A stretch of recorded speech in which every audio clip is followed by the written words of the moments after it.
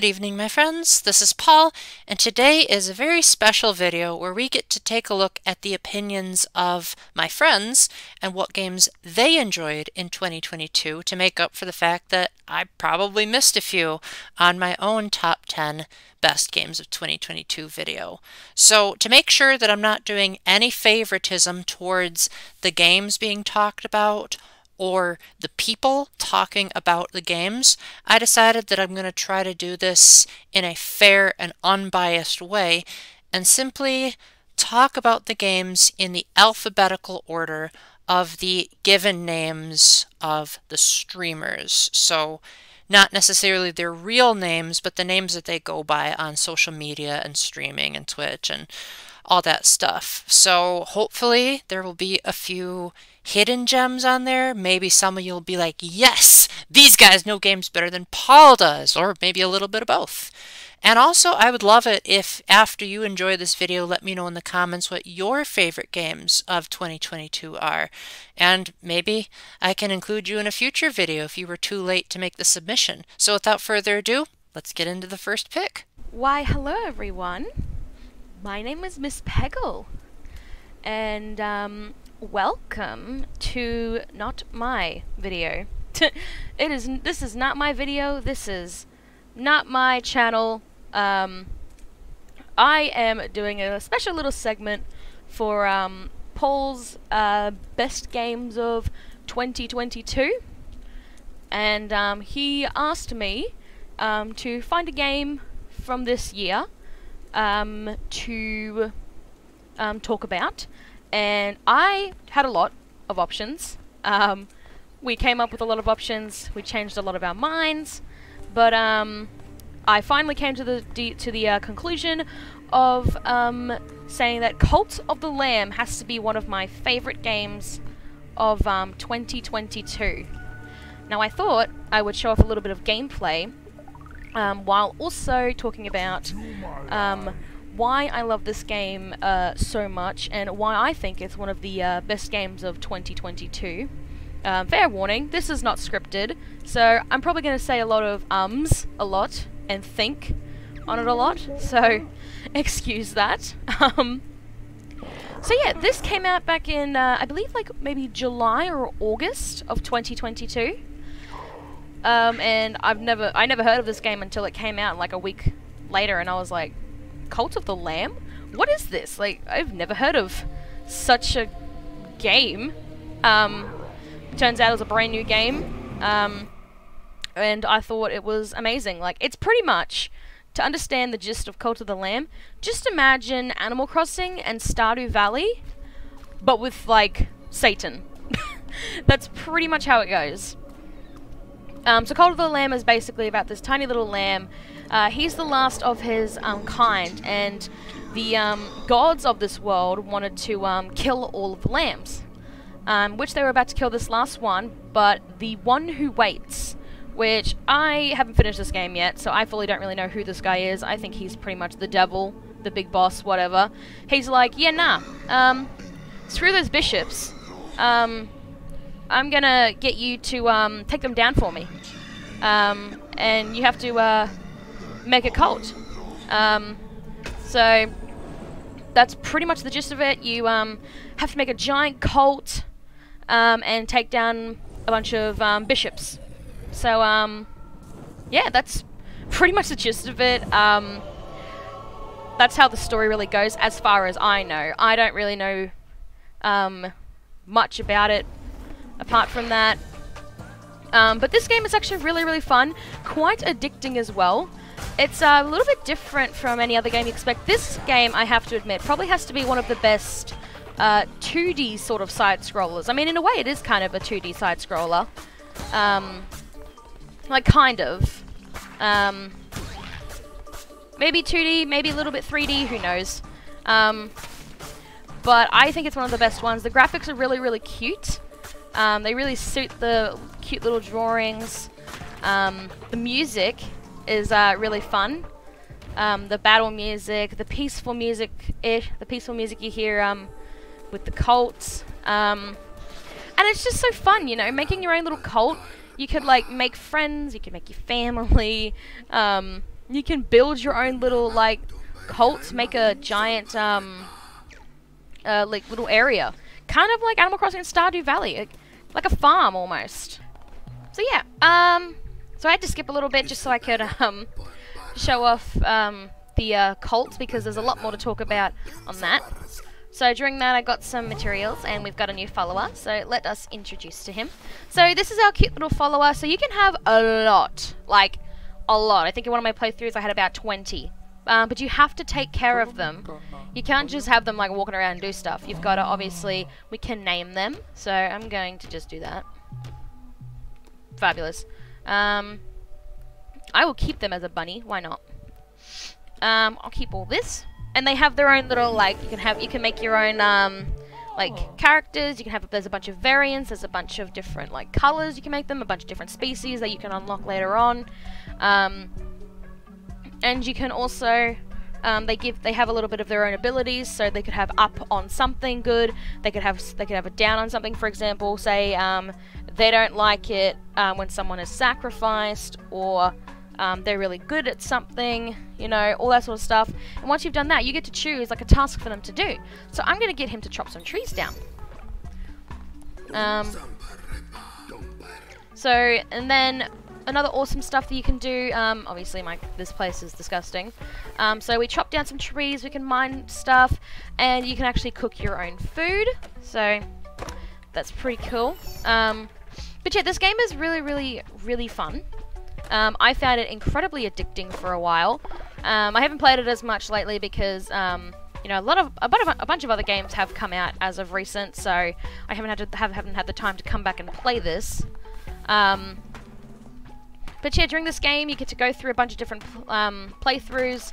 Up here, when you go back to where we were fighting before, you have to go through the area 4 times without dying, and then you can get to the boss, which is one of the bishops, and then you can go to a new area. But you also got to make sure you have enough cult members to do that. So yeah, I think this game is pretty fun, pretty cutesy. Obviously the thought of having a cult is like, because, you know, cults are basically like Satan in a way. You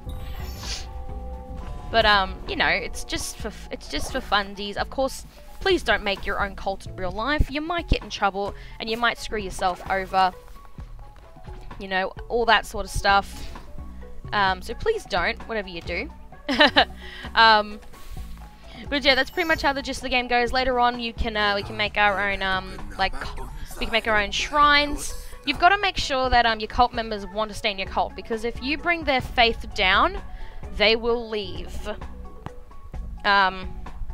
So that's that. So every day you can kind of go to your shrine, or like a sort of like a missionary, and you can like do a bunch of converting. We can convert people. We can put people in jail.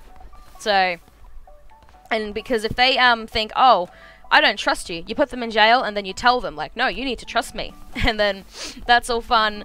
There's a bunch of there is drama in a way. Like some people will be like, I think that person's stealing, I think that person's a traitor, all that sort of stuff. We can also do rituals, so we can do, and sacrifices.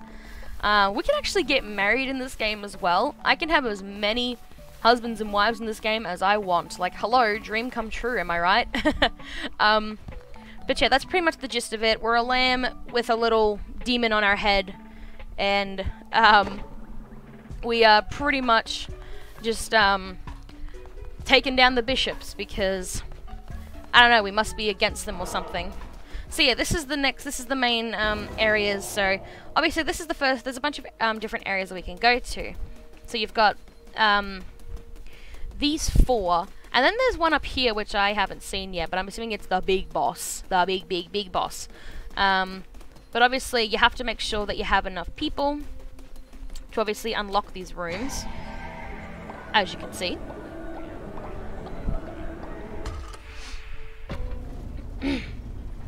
But yeah, I think this game really deserves a lot more love than it does. People really liked it for a while, and then I think it just kind of died out, which is unfortunate because this game is really fun. I mean, you can make your own like little village and take down a bunch of people. Like, that's so fun. This game has actually been recommended for a game award as well. So, for multiple things, I voted for the best indie game. I really think this game deserves to get an award for an indie game or anything like that. It really, really deserves it. But yeah, that's pretty much all I can really say. I can talk about, I mean, the controls are pretty cool and all that sort of stuff. The controls are pretty simple. You've got hit, dodging, all that sort of stuff. It's pretty simple controls. But yeah, I haven't finished this game, but I really, really want to get to finishing it so I can really see what's going to happen. The story is quite interesting with what's going on. I'd love to know what happened with all the lambs and all that sort of stuff. But also, this game is actually getting its own TV show as well, so that's really exciting as well. But yeah, that's pretty much the gist of it. I hope you enjoyed this little segment about Cult of the Lamb. I don't know if I don't know who's after me, or if I'm the last one, or if I'm the first one. Blah blah blah. But I hope you enjoyed Paul's selection of games. I hope you enjoy the other guests that are going to be on with their games. And I will see you guys another time. So yeah, catches! Hi everyone! Pegasus Angel here. I was asked again to be a part of Paul's amazing end of the year video where I talk about my games of the year. And so I was really excited about that, and I wanted to talk a little bit about some games. Now, for anybody who knows Switch, which is what I usually play on right now, because I kind of need a new computer. Steam games are getting too hard to run on my laptop. You can tell basically what I've played by the first 5 games on my list. So, Pokemon Violet. Sorry, Paul. I'm sorry. Pokemon Scarlet and Violet? Yeah. I'm sorry, I've been playing them a lot. Disney Dreamlight Valley. Now, that's a good one, too. It is in early access. You do have to pay to play it right now, but it will be free starting next year sometime. I really like Disney Dreamlight Valley. And then, of course, Splatoon 3. I mean, come on. Who doesn't like Splatoon 3? And it also won the Game of the Year awards at the Gaming Awards this year, which is epic for, like, the best multiplayer game or something. And then Mario Kart 8 Deluxe, which has been releasing new tracks, and it's been so awesome as DLC. I have been so excited. But, as the self-proclaimed cringe unicorn girl, because of an inside joke on my channel, which I won't go into, I decided another game that deserves way more love than it got when it was released is over here. Ba-ba-da-ba-ba-ba-ba. Where will it be? Where will it? Oh, there it be. Unichrome. That is the game that I think everybody should play. So here's the deal though. Don't buy it on Switch. Not yet, at least. I would buy it on Steam, because what happened when I started playing it, because I started playing it right as it launched, is the update wasn't installed yet, because Switch takes longer to install updates on games like this. And so I went, oh yeah, also it's got very rapidly flashing images, so just be careful if you are not good with that kind of stuff. There is a way to turn everything off here. I've done that because here's what it looks like with everything on. You got the color flash, the screen flash, and the object shake. Yeah, don't need that. So I've turned it all off for the most part. Now that being said, there is a couple times that I really, and also really, really want to turn it on, because it's so cool what it does with the colors. But what I'm saying is this is a game that I totally feel deserved way more love than it got when it was launched. And I feel like Switch caused a lot of issues because it didn't update the game quick enough. So we had a few things like, you know, where I would have an infinite death cycle, or my grappling hook wouldn't work, or something like that. Now, luckily, the game developer, the awesome person they were, they came in on my stream and they were like, here, do this. Turn on infinite ammo to help with the grappling hook thing. And they were like, we sent an update to Steam, or to Switch, but it takes like a month for the update to go in. So the update finally went in not that long ago. I'm wanting to continue to play it on my channel. As you can see, I've only gotten to Chapter 4. So, but I gotta say, this game, you definitely want to play this. So what I'm gonna do, and I'm telling you this right now just in case you are sensitive to you know, visual stuff, I will be turning on the colors just because it makes it look better. Now, I don't like that, but it does make things look better. So let's go into Chapter 1 Gold. Now, this game has voice acting as it tells a story, but I'm going to just kind of show off kind of what you can do in this game a little bit and why I think it deserves way more love. So, as a cringe unicorn girl, let's play some Unichrome together and talk about why this deserves more love. We're gonna do, I'm just picking a random thing. Let's do Primeval Runs. Alright, so I got a gun. I'm a unicorn that farts to jump. Rainbow farts to jump. And I've got a gun. There you go. Technicolor's shotgun. So what you do with the guns... What is this? Oh yeah, I forgot that they talk here. What you do with the guns is you come up here and there's enemies. Oh gosh, lots of cool enemies right there. Now you can also go into your thing and change out what weapon you're using. So like, that's one that I can use. This is one I can use. That's another one. And then you've got... I haven't gotten the auto rifle yet in this level, but the auto rifle is the coolest, okay? So yeah, you walk around and you're killing all these bad guys. And you can switch out your guns by pushing X. And then, whee! Whenever you get to the flag, you can, it's rainbow colored. And then over here, another thing you get to do in this game.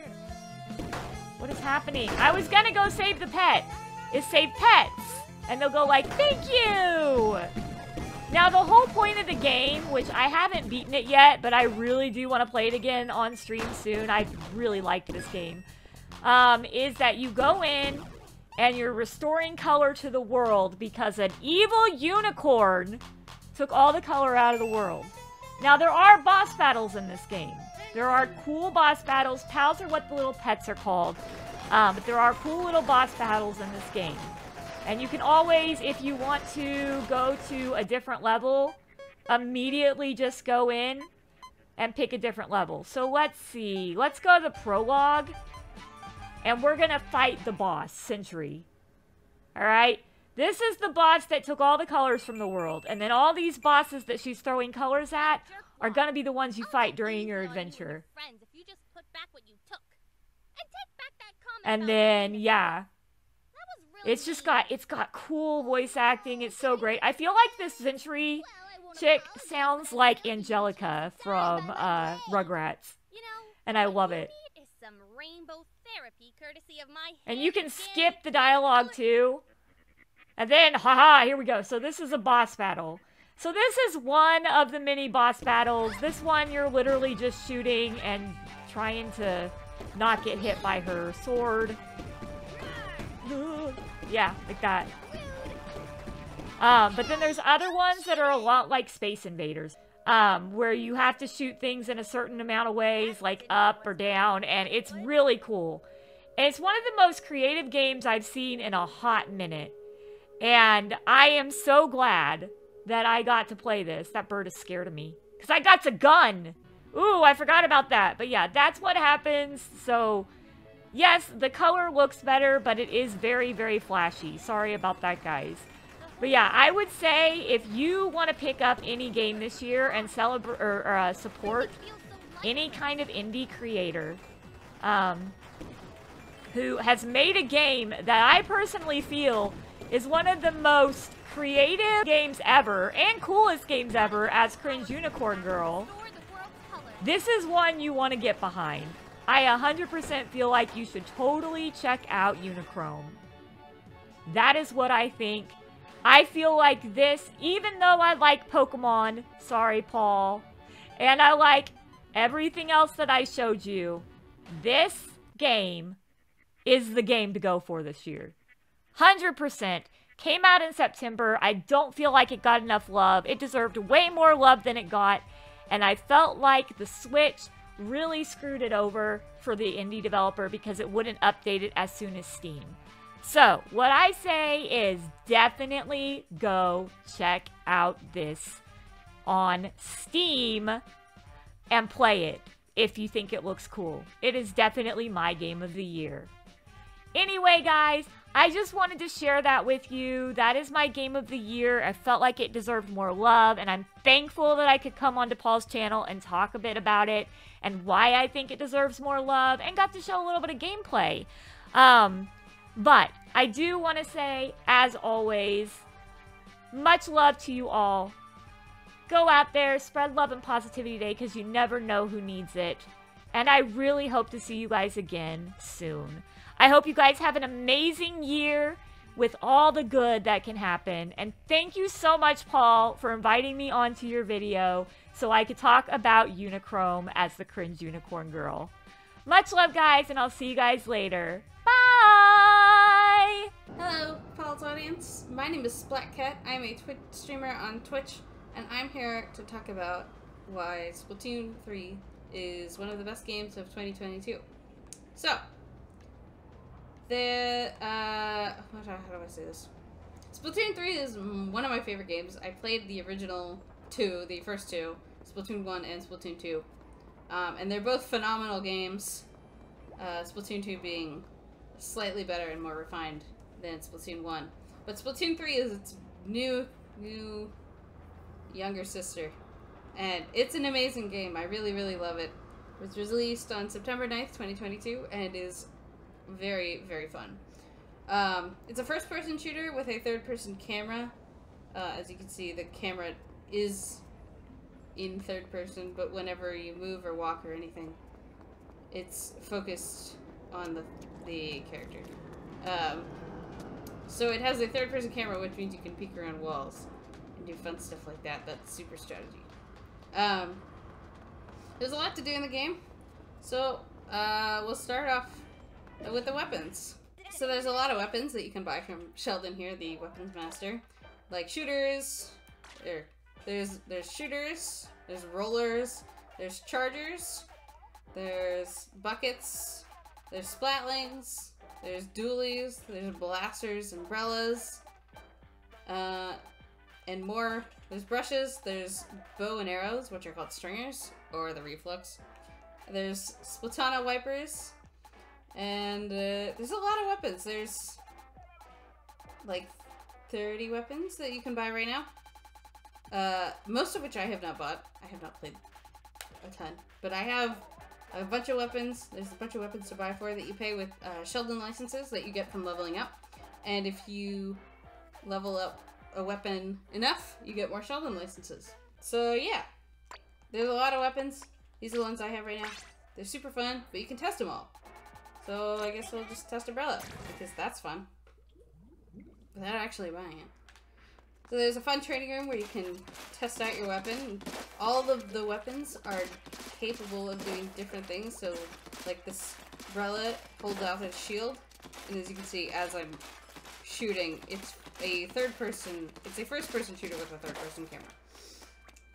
So there's a lot of weapons that you can buy and test. So the shooters, which are just, you shoot your basic gun. Most of them are based off of real life Nerf guns, and they're pretty fun. In Splatoon 2, they were my favorite weapon class, and the easiest to get the hang of. Then there's rollers, which are literally paint rollers that you can either roll or you can throw the paint with them.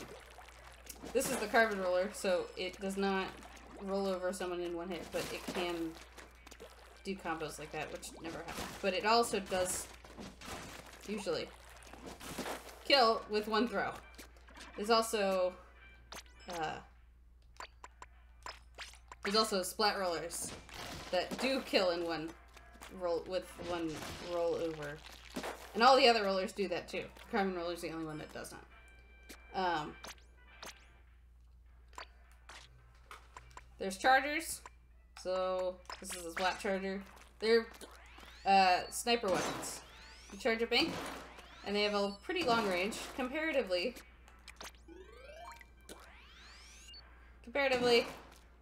A lot longer than anything else that I've shown thus far. Let's pull out a shooter. Much longer, and that wasn't even showing the full range of the splat charger.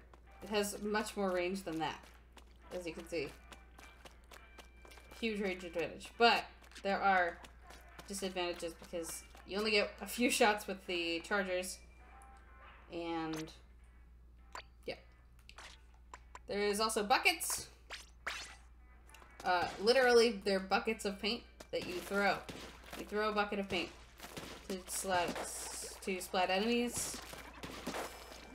Yeah. Those are fun. There's splatlings. Oopsies. In these, this is the mini splatling. Charge a bank, and it's basically a machine gun that you have to charge right off. This is the mini splatling, so it charges very fast and it has a very short shooting time. But this is the heavy splatling. A much longer charge speed, but it does a lot more damage, kills a lot faster, and shoots more because it charges up longer. There's another weapon called the Hydra Splatling that is very similar, but much slower. Takes much longer to charge, much more ink is taken up, but it does a lot of damage. It's very fun to use. Then there's dualies, which are fun. They're a pair of guns that you can use, and you can roll with them, which can give you an advantage when fighting enemies. You can dodge roll back and forth to avoid people, or gain a new advantage position on someone. Then there's the umbrellas, which I showed earlier. There's the blasters, which are my personal favorite. This is my favorite, the Luna Blaster. A fairly short-ranged blaster. Fairly short-ranged compared to some of the other things. Not too much range, but the blast radius is huge. And you can do a satisfying direct, or get two also satisfying indirects. All of the blasters can kill in 2 to 3, or 1 to 2 hits, depending on the blaster. So some of them, most of them, have a lot longer range than this. Some can kill with 1 direct hit, and some can kill in 2 to 3 indirects.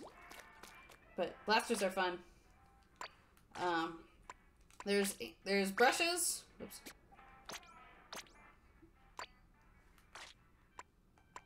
There's brushes, which are literal paint brushes that you swing back and forth to do damage to enemies and paint. The Octobrush has much longer range than the Ink Brush, but they're both very fun weapons to use. Then there's the there's the stringers, the Reflex and the Tri-Stringer.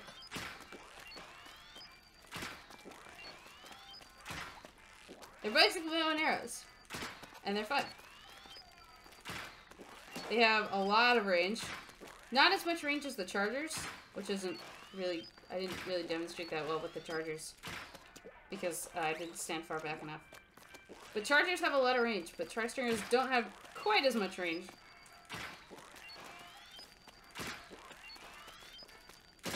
You can kill in one if you land all of your shots, but I don't aim very well, so that's fun.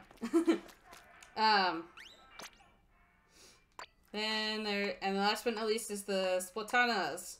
There's the stamper and the wiper. The wiper, you swing. It's kind of like a brush, but not quite. Or you can charge up. You can just swing, or you can charge up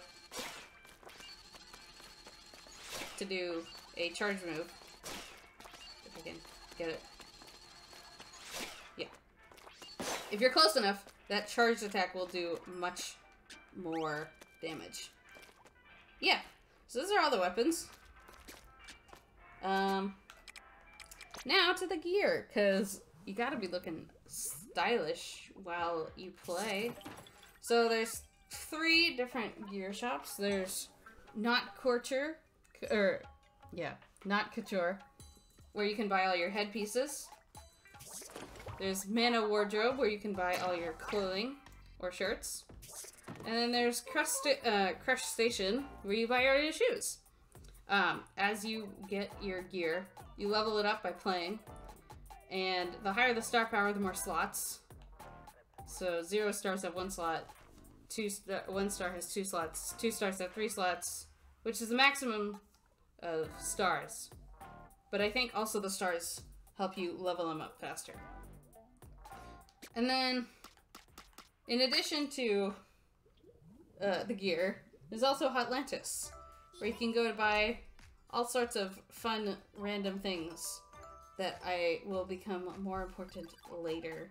But you can buy stickers, you can buy items, you can buy other random items. Yeah, little fun trinkets. Yeah.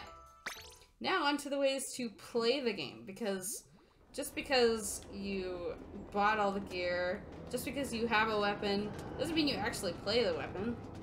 So, go to the lobby. So here we are in the lobby, which is its own training room, where you can practice with the weapons that you've bought. You can change your gear while you're here. There's also Judd's over there in the corner. He will give you advice. Let's see what he has to say. Meow. Do you have any ability chunks yet? I do not actually, which I will get to that later. Yeah. Merch is very important. Here you can buy snacks, of which I don't have any. Oh, that's not true. I thought I didn't have any. But that's okay. You can buy things, and they will either increase your experience when you finish a game, or they will give you more money when you finish a game. Yeah, while we're here, these are the lockers. Everyone has a locker, or most people have a locker. This is mine. It's not too special right now. But the things you buy at Hotlantis, that's where you can put them. So, if I go here, I'm not especially good at navigating the buttons, but that's okay. So you can put stickers in your locker. You can put little trinkets that you bought, like my balloon. Wow, that's a big balloon.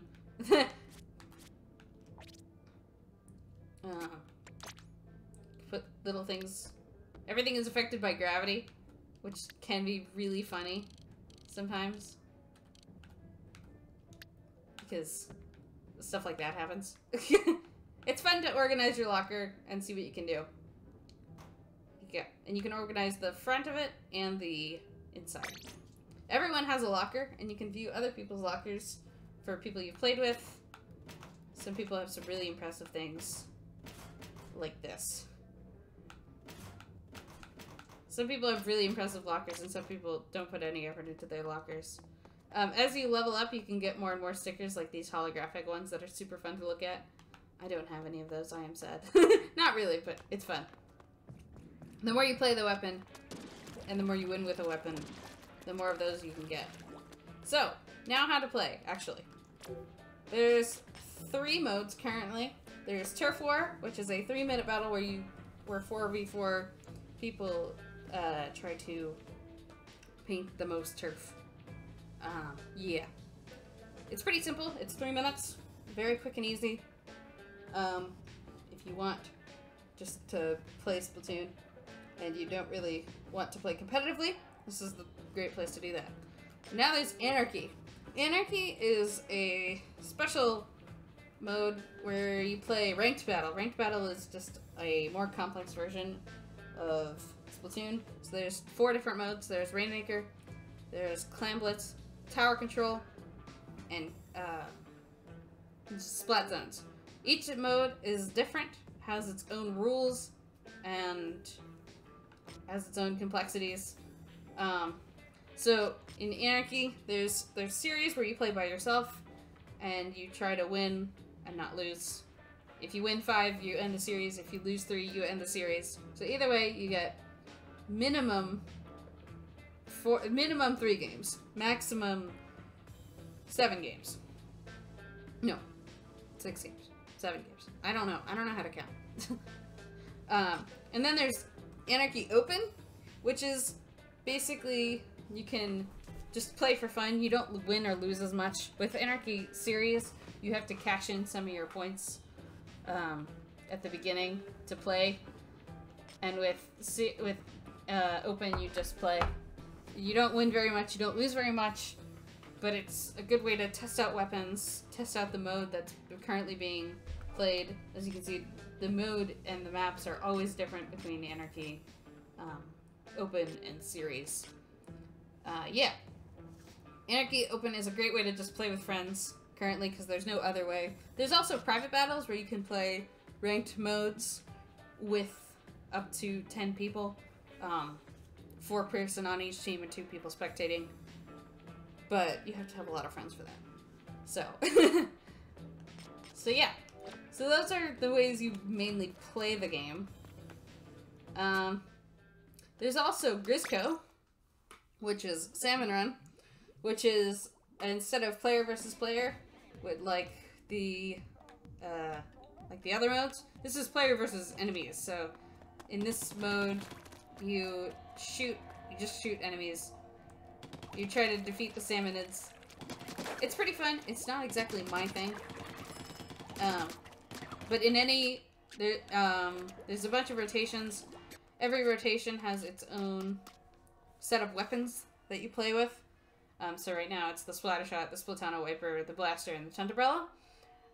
Every Salmon Run is open 24 hours a day, which is not the case in Splatoon 2. In Splatoon 2 there are shifts that are pretty regular, but still not always open. So now in Splatoon 3, Salmon Run is always open, which is nice. And it rotates every so often. I can't do math in my head to figure out how long each thing is open. You guys can do the math, I guess. So that's Salmon Run. Player versus enemies instead of player versus player. There's a bunch of different bosses and enemies that occur. There's 3 waves. You get 3 chances to get... The goal is to kill the boss salmonids so that they drop their eggs, which look like this, and get them into the basket, which looks like this. You can either deposit them by going up to the basket, or if you have enough ink, you can throw the egg, which was not the case in Splatoon 2, but is a vast improvement. There's also a single-player mode to Splatoon that I have not played. So all of the things that I've shown you previously are multiplayer and require you to be online. There's also a single-player mode that you do by going to this guy right here, Cap'n Cuttlefish. I have not played any of the single-player, but I have played the Octo expansion from Splatoon 2. And of the clips I've seen from Splatoon 1's or Splatoon 3's single player, it's exactly like the Octo expansion. Format, okay, not exactly like the Octo expansion. It has the map of the Splatoon 2, a similar map to Splatoon 2's single player, and the play style of,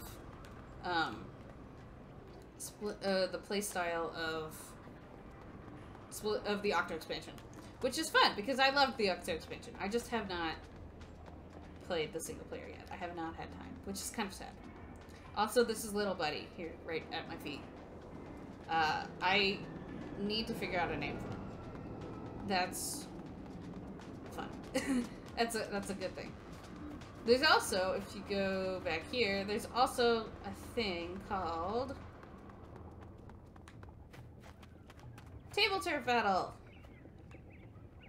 which is also it can be both PvE or PvP, where you play cards to play Turf War. I also have not played it, but I'm not the best at card games, so and I love it. Okay. I guess the main point of this is, why do you love the game? I love the game because I love Splatoon 2. And Splatoon 2 is the game I have the most hours in. And Splatoon 3 is just a sequel. So it has to be good. It's not a finished game. I will acknowledge that it's not perfect. And no game is perfect. I know.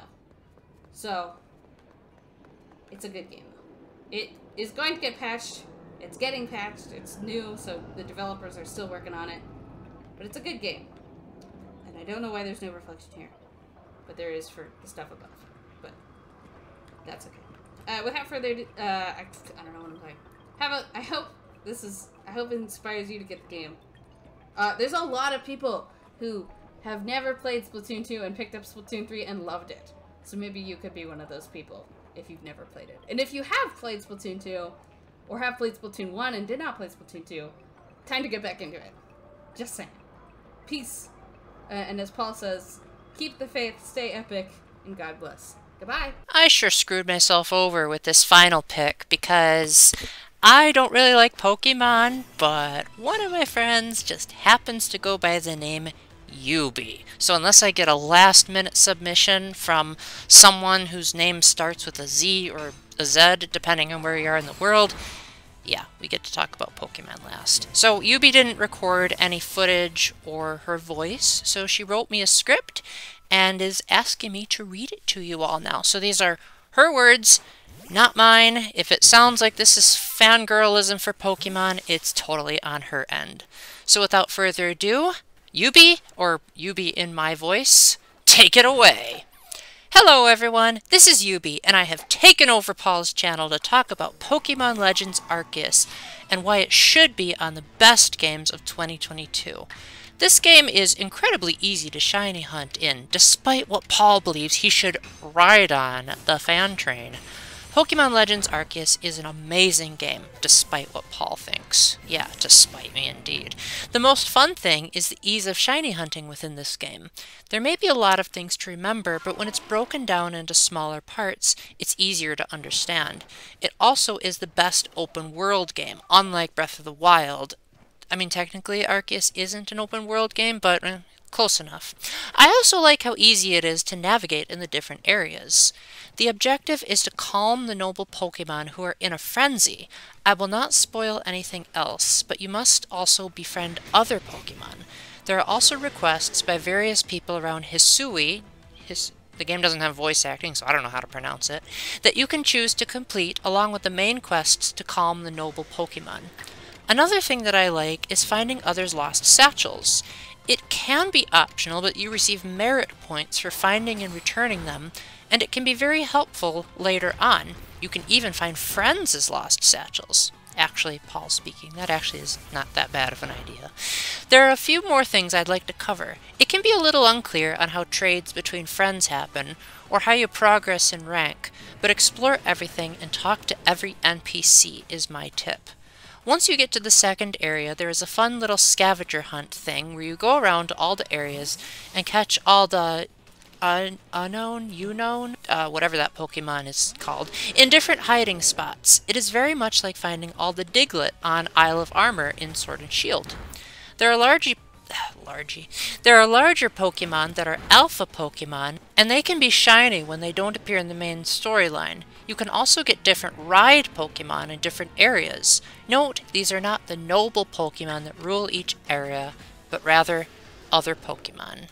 And that's the end of Yubi's script, but I'd just like to add that I'm glad that she ended off on the riding Pokemon, because I personally think that's one of the best parts of the game, is riding around on all the cool creatures and being able to fly and climb. You unlock them a bit too late for my liking, but that's actually a pretty cool way to end off, is that Pokemon is now fun to actually traverse.